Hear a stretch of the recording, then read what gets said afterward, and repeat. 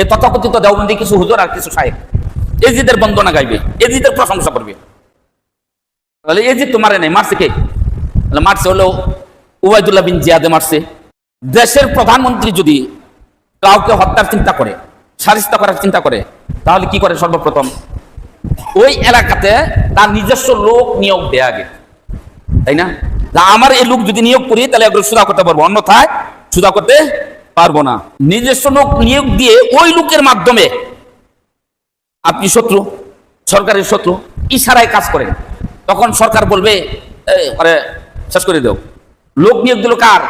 সরকারের লোক। আগে যে লোকটা ছিল সরকারের চাবিদার ছিল না, গোলাম ছিল না, ও ছিল কিন্তু সরকারের কথা বেশি মানত না, তাদের হুকুম তামিল করে চলবে, ওই ধরনের লোক তারা ওইখানে নিয়োগ দিবে, দিলে যাতে এটা সমস্যা না হয়।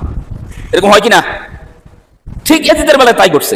ইয়াজিদ সর্বপ্রথম মদিনার শাসক যিনি ছিলেন ওয়ালিদ ইবনে উতবা, এই ওয়ালিদের কাছে চিঠি লিখলেন যে আব্দুল্লাহ বিন উমর, উমরের ছেলে আব্দুল্লাহ, আব্দুল্লাহ বিন আব্বাস, আব্বাসের ছেলে আব্দুল্লাহ, এবং হুসাইন ইবনে আলী, আলী রাদিয়াল্লাহু আনহুর ছেলে হুসাইন, এদেরকে পাকড়াও করো, ধরো, গ্রেফতার করো।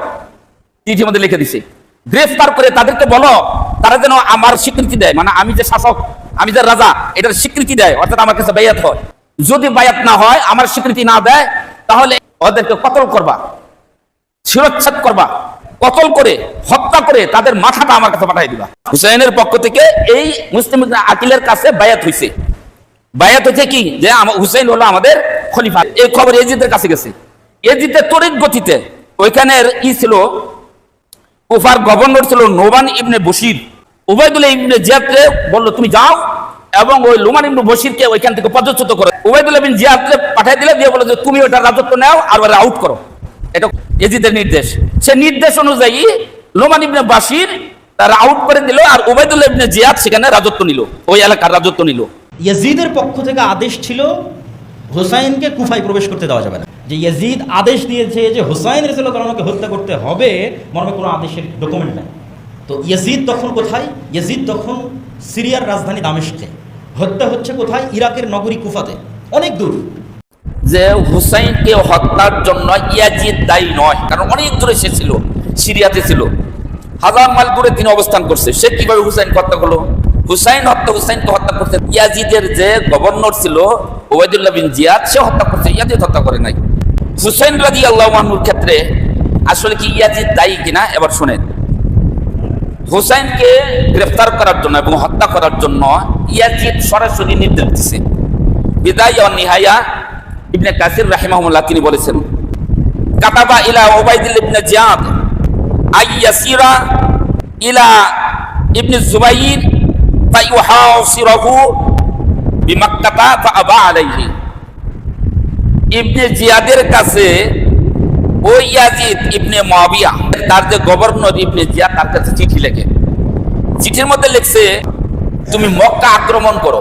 দেখছেন, কাবা আক্রমণ করতে বলতেছে এই ইয়াজিদে। এবং লিখছে আব্দুল্লাহ বিন জুবাইর, তাকেও তুমি গ্রেফতার করো। যখন এই চিঠি উবাইদুল্লাহ বিন জিয়াদের কাছে চিঠিটা লেখে, তখন উবাইদুল্লাহ বিন জিয়াদ কি বলে, উত্তরে কি বলে সেটা শুনেন। ইবনে কাসির বলেন যে উবাইদুল্লাহ ইবনে জিয়াদ তখন জবাব দিয়েছিল ইয়াজিদকে, কি ওয়াকালা, উবাইদুল্লাহ ইবনে জিয়াদ বললেন ওয়াল্লাহি, আল্লাহর কসম, আমি আল্লাহর কসম খাইয়ে বলছি, লা আজমাহুম লিল ফাসিকি আবাদা, ইয়াজিদের মতো ফাসিক লোকের কথা, পাপিষ্ট লোকের কথায় আমি মক্কা আক্রমণ করব না। দুইটা কাজ আমি এক জায়গায় জমা করব না, দুইটা কাজ আমি এক জায়গায় করব না। উবাইদুল্লাহ ইবনে জিয়াদ বলেন আল্লাহর কসম, আমি ইয়াজিদের মতো ফাসিক ব্যক্তির কথায়, ইয়াজিদের মতো পাপিষ্ট লোকের কথায় আমি দুটি কাজ একত্রে করতে পারবো না। এক, ওকতুলুবনা বিনতি রাসূলুল্লাহি সাল্লাল্লাহু আলাইহি ওয়াসাল্লাম। এক নাম্বার হলো আমি এমন একটা জঘন্য কাজ করছি, রাসূল সাল্লাল্লাহু আলাইহি ওয়াসাল্লামের কন্যা ফাতিমার সন্তান হুসাইনকে আমি হত্যা করেছি এই ইয়াজিদের কথায়, এটা তো করছি।